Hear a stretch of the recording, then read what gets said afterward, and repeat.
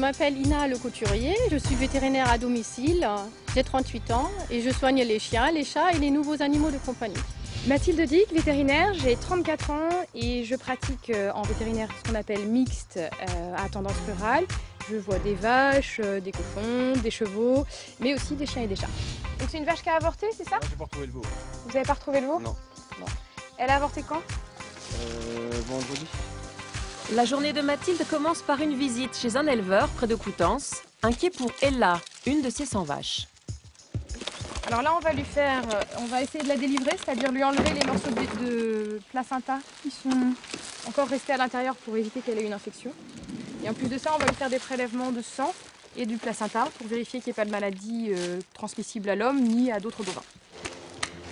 J'ai plus de placenta, moi. Non, mais j'en ai enlevé un petit bout qui restait. Quand on a un problème, il faut absolument quelqu'un. Hein. C'est le médecin des vaches. Donc nous, on fait les choses les plus basiques.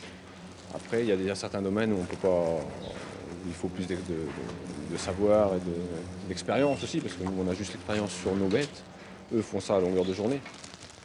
Nous, on est les petits pions qui, sur le terrain, allons voir les vaches et justement faire cette surveillance au quotidien, mais aussi alerter les pouvoirs quand on a effectivement des doutes sur des maladies contagieuses qui prennent le dessus et qui sont en train d'apparaître.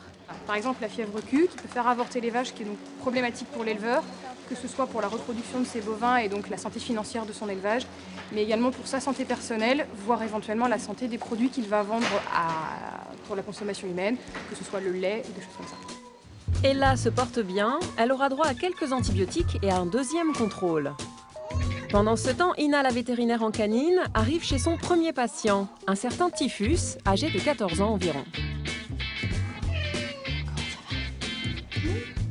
Il a bien regrossi. C'est vrai que c'est un chat qui chassait plus, qui mangeait plus. Hein. Donc il avait une petite tumeur qui était ulcérée donc qui sointait et donc que j'ai enlevée.